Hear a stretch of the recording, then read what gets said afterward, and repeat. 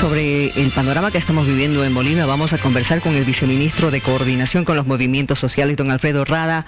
Muy buenas noches, bienvenido. Hoy ha pasado muchas cosas. Desde el mensaje que ha dado nuevamente esta mañana el presidente, con la conversación que ha tenido con los medios de comunicación nacionales e internacionales, hoy la presentación del canciller y el ministro de Justicia ante la OEA. Así es. ¿No es cierto? La postura de la OEA de sugerir esta segunda vuelta. ¿Cómo está viendo esto el gobierno? Muy buenas noches, ¿Cómo Miriam, está? y a todos quienes miran Bolivisión también, buenas noches. Bueno,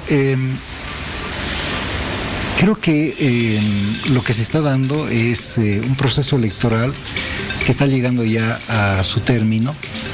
Justamente escuchábamos que el Tribunal Supremo Electoral entregó ya resultados sobre el 99.99%. Podemos ver estos resultados, justamente Sí. al 99,99%.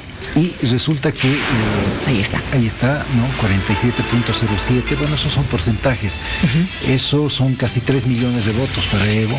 Le voy a dar los resultados concretos para el presidente.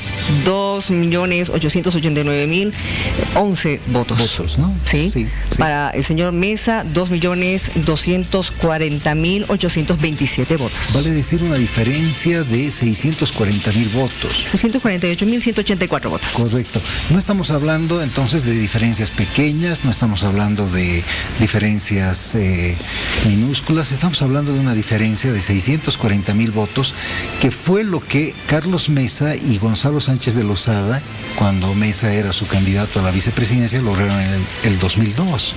Entonces es una gran cantidad de ciudadanos que han votado por el proceso de cambio, por la continuidad de este proceso de cambio, casi 3 millones de personas, y eso ha dado como resultado también algo que ya es un hecho consumado, que es una asamblea legislativa con presencia mayoritaria del MAS en el Senado y en la Cámara de Diputados, lo cual ya asegura gobernabilidad para los próximos años. Pero además también se ha cumplido el precepto constitucional que establece que si en una elección hay más de 10 puntos de ventaja del primero con respecto al segundo, pues no hay ninguna necesidad de segunda vuelta.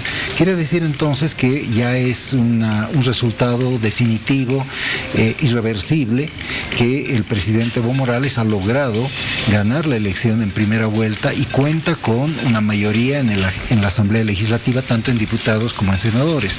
Ha ganado en 6 departamentos, lo cual muestra que es una fuerza electoral, política, mayoritaria. Y bueno, esa es la democracia. La democracia es el juego de mayorías y de minorías. Lo preocupante es cuando la minoría, aquella que perdió la elección, pues se niega a aceptar resultados. Lo escuché hace unos minutos acá al señor Doria Medina, y de verdad que me llama la atención que no pueda sostener sus propias denuncias. El señor Mesa habló de monumental fraude, y hoy día aparece el señor Carlos Alarcón con algunas actas, ¿no?, tratando de mostrar que esas son las pruebas del monumental fraude. Y de verdad que, bueno, ya ha sido respondido por el ministro de Comunicación, Manuel Canelas, y por la ministra de Salud, Gabriela Montaño, mostrando que aquello que indicaba el señor Carlos Alarcón no prueba en absoluto que se haya dado aquello que ha denunciado de manera tan altisonante el señor Carlos Mesa, monumental fraude nada menos. Entonces, creemos que se está actuando de manera muy irresponsable, tratando de echar sombras sobre un proceso electoral que ya está a punto de concluir con un resultado definitivo e irreversible.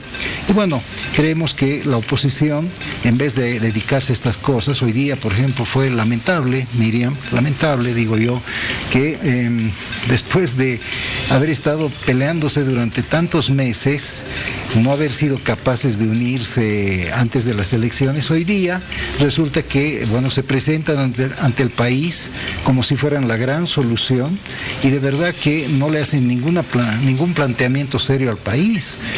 Lo que corresponde, Miriam, en estos momentos es, bueno, revisar la Constitución Política del Estado, y vamos a encontrar ahí que hay un artículo que establece cuál es la solución en casos como este, y dice que si en una elección la ventaja del primero con respecto al segundo es de más de 10 puntos, pues allí ya no hay necesidad de ningún tipo de segunda vuelta y por lo tanto ese proceso electoral ha concluido. A mí me parece, Miriam, que estamos en esa situación.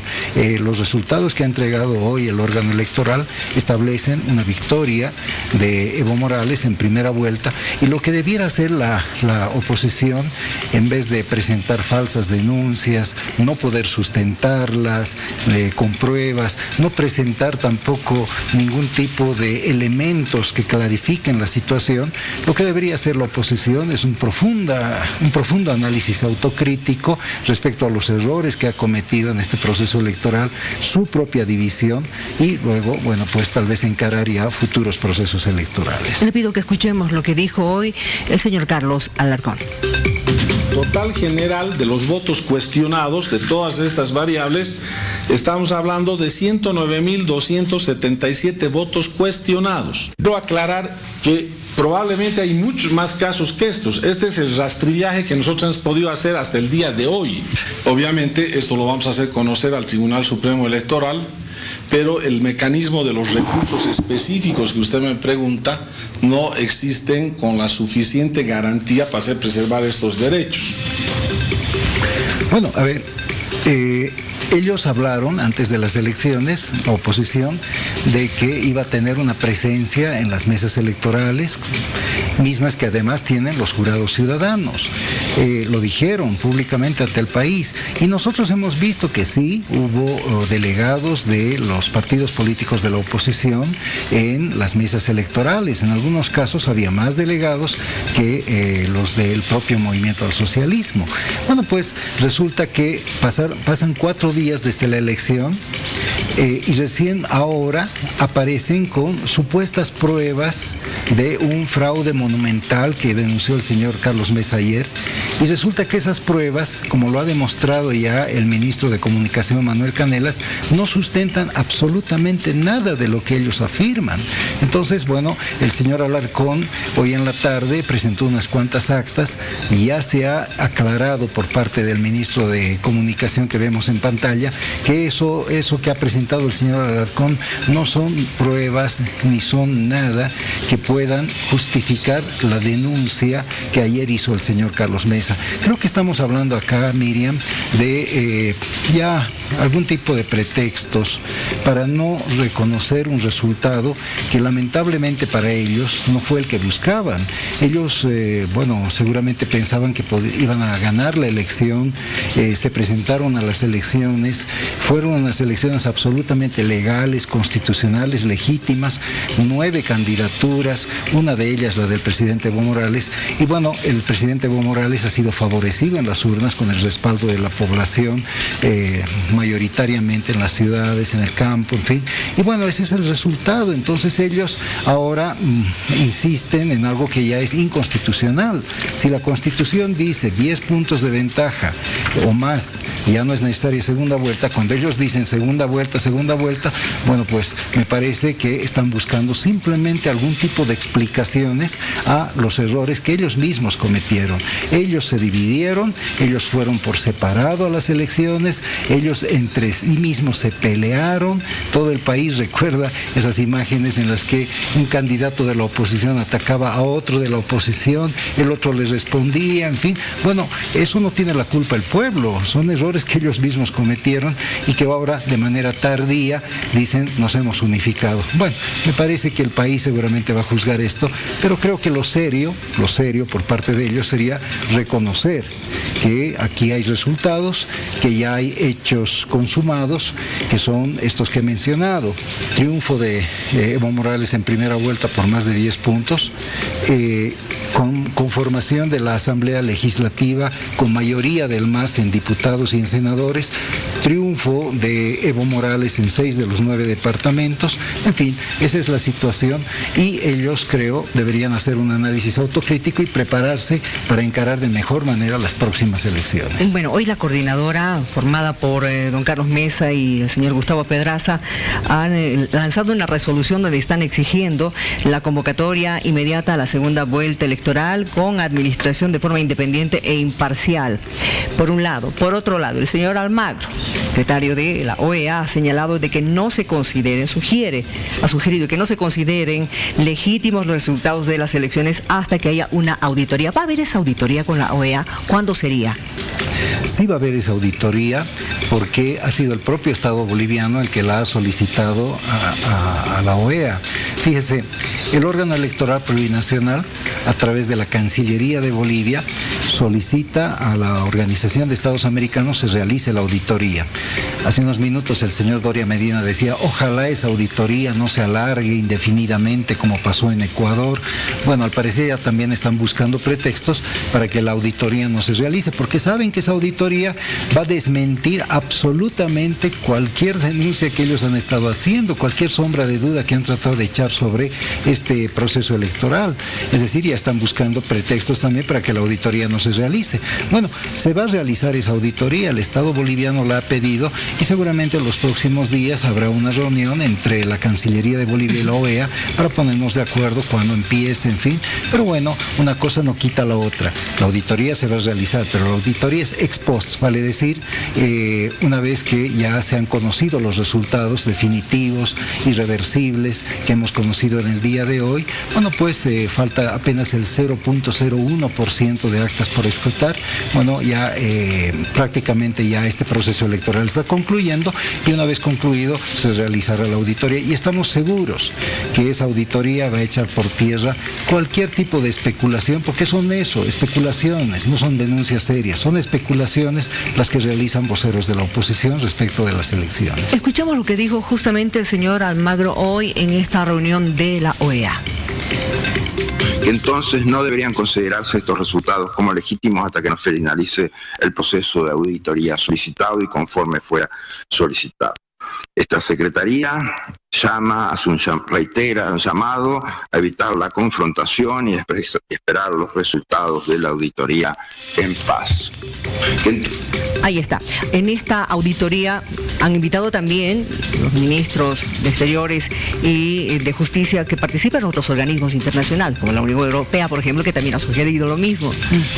Sí, porque miren, hoy día la participación de nuestro canciller Diego Pari, de nuestro ministro de Justicia Héctor Arce, en la sesión de la OEA, ha tenido justamente ese carácter, mostrar la transparencia del proceso electoral boliviano, que es ejemplar para toda Latinoamérica.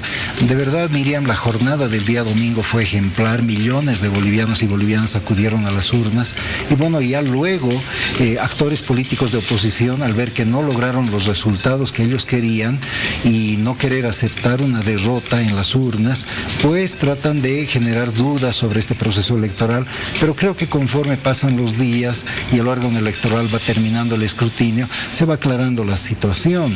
Tenemos en este momento ya consolidada una asamblea legislativa con presencia de varias fuerzas políticas, sí, como debe ser en democracia, pluralismo, pero es una asamblea legislativa con mayoría del MAS en ambas cámaras, senadores y diputados. Esto es importante recalcarlo, porque esto ya no va a cambiar. Resulta que además esta es una condición elemental para la gobernabilidad de acá a los próximos años, y la gobernabilidad es muy importante para preservar la estabilidad social y la estabilidad política en el país. Fíjese que nuestra economía, nuestra estabilidad precisamente es uno de los patrimonios más importantes que tenemos, y qué lamentable que ahora actores políticos de oposición, cívicos, en fin, estén lanzando convocatorias a realizar paros. Por ejemplo, para mañana acá en la ciudad de La Paz ha salido algunas organizaciones a convocar un paro, ya con abusos. Por ejemplo, dicen se va a bloquear los accesos a los teleféricos. Vaya. Eso había sido democracia, eso había sido defensa pacífica, como dicen ellos.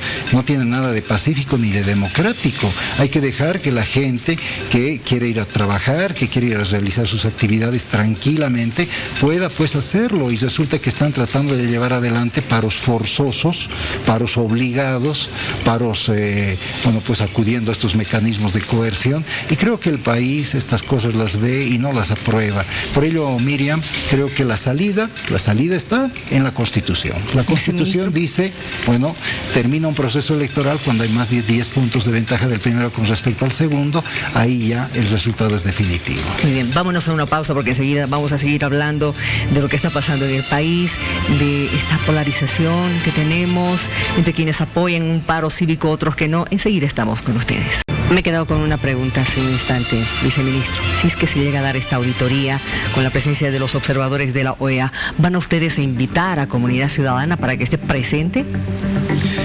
Bueno, en realidad es una auditoría que la manejaría el órgano electoral plurinacional. Nosotros, a través de Cancillería, cumplimos con el pedido del órgano electoral plurinacional hacer llegar a la OEA. La OEA ha respondido positivamente y ya con Cancillería se tendrán que poner de acuerdo. Y bueno, creo que no habría mayor inconveniente en ello, ¿verdad?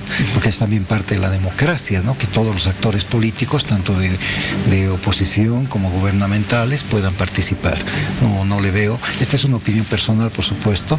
Ya tendría que ser el órgano electoral plurinacional el que dé su punto de vista legal, pero personalmente no veo problema en ello. Santa Cruz ha comenzado ya su tercera jornada de paro. En Cochabamba también se está realizando este paro. Mañana paro cívico en la ciudad de La Paz. Usted lo ha anticipado.